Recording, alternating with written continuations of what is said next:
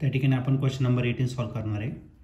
In the network shown in figure each resistance is equal to 2 ohm. The resistance between the point A and B. तर या A आणि B या पॉईंटच्या मध्ये total resistance किती असणार, तर या ठिकाणी आपल्याला याच्या टोटल 5 रेजिस्टन्स दिलेले आहे. या ठिकाणी एक असे या सगळ्या 5 रेजिस्टन्सची व्हॅल्यू किती येतात 2 ओहम. तर A आणि B च्या मध्ये टोटल किती रेजिस्टन्स असणार ते आपल्याला फाइंड करायचं.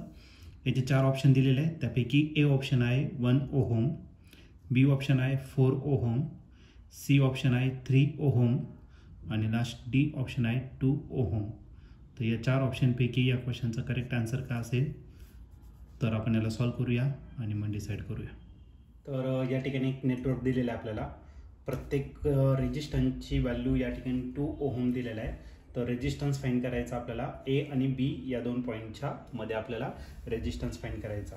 तर सर्वात पहिले या ठिकाणी आपल्याला ती जी सर्किट कार्ड दिलेली आहे तर ती आपण या ठिकाणी रीड्रॉ करू. तर आपल्याला या ट्रायंग्युलर शेपमध्ये या ठिकाणी रेजिस्टर्स दिलेले आहे. तर या ठिकाणी जो रेजिस्टर कनेक्ट केलेला आहे तर या रेजिस्टरची व्हॅल्यू 2 ओहम इतकी दिलेली आहे. त्यानंतर या आर्म्समध्ये पण जो रेजिस्टर कनेक्ट केलेला आहे त्याची व्हॅल्यू पण 2 ओहम आहे. या ठिकाणी जो रेजिस्टर आहे तो पण असेल तुमचा 2 ओहम इतका असेल. त्यानंतर या ठिकाणी आपण एक आर्म घेतलेला आहे त्याच्यामध्ये जो रेजिस्टन्स कनेक्ट केलेला आहे तो पण 2 ओहम इतकाच आहे. वरती जो दिलेला आहे तर त्या ठिकाणी पण एक रेजिस्टर कनेक्ट करायचा आणि या रेजिस्टरची पण व्हॅल्यू किती असणार 2 ओहम. आणि या ठिकाणी आपल्याला 2 पॉईंट दिलेले आहे, ए पॉईंट दिलेला आहे आणि इकडे बी दिलेला आहे. तर या ए आणि बी या दोन पॉईंटच्या मध्ये किती टोटल रेजिस्टन्स असणार ते आपल्याला या ठिकाणी फाइंड करायचं. तर सर्वात पहिले या सर्किटला आपण कन्वर्ट करू इक्विव्हॅलंट सर्किटमध्ये. आता याला लेबलिंग देऊ. हा ए म्हणजेच आपला हा पॉईंट असेल, बी हा असेल, ओके. इथला पॉईंट सी कन्सिडर करू आणि इथला डी कन्सिडर करू, ठीक आहे. तर असे आपले 4 पॉईंट झाले. तर ए पासून मी सुरुवात करतो. तर या ठिकाणी आपला हा ए पॉईंट झाला. ए पॉईंट पासून ही वायर आहे त्याला 2 रेजिस्टन्स कनेक्ट केलेला आहे. वरच्या साईडला डी कन्सिडर करू, खालच्या साईडला काय कन्सिडर करू सी. तर या ठिकाणी आपला डी पॉईंट आहे आणि या ठिकाणी आपण एक पॉईंट कन्सिडर करू आणि तो जो पॉईंट आहे तो काय घेतला तर आपण सी घेतला, ठीक आहे. तर या दोन्ही पॉईंटच्या मध्ये एक रेजिस्टर कनेक्ट केलेला आहे. तर इकडे आपण डी पॉईंट घेतला तर इकडे कोणता घेतला तर आपला सी. या ठिकाणी रेजिस्टन्स आहे 2 ओहमचा, या ठिकाणी पण रेजिस्टन्स आहे 2 ओहमचा, ओके. आता डी नंतर डीच्या इकडे डी आणि सीच्या मध्ये एक रेजिस्टन्स आहे किती 2 ओहमचा. तर या ठिकाणी आपण एक रेजिस्टन्स कनेक्ट करू, तो पण किती तर 2 ओहमचा.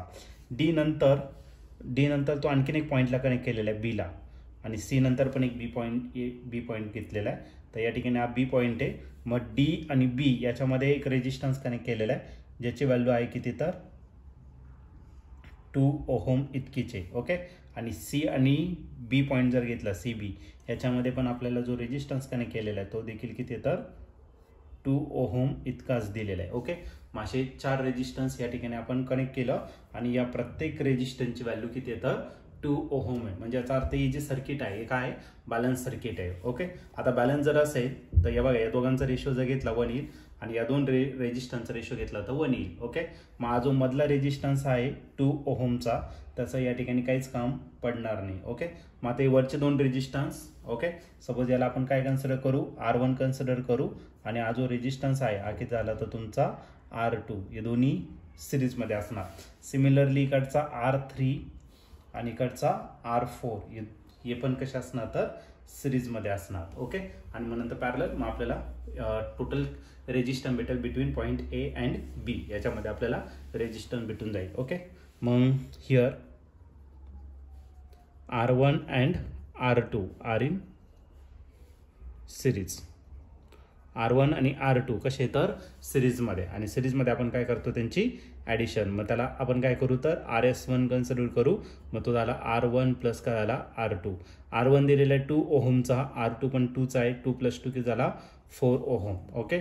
आणि आणखीन R3 आणि R4 हे देखील कसे आहे सिरीजमध्ये. Here R3 and R4 are in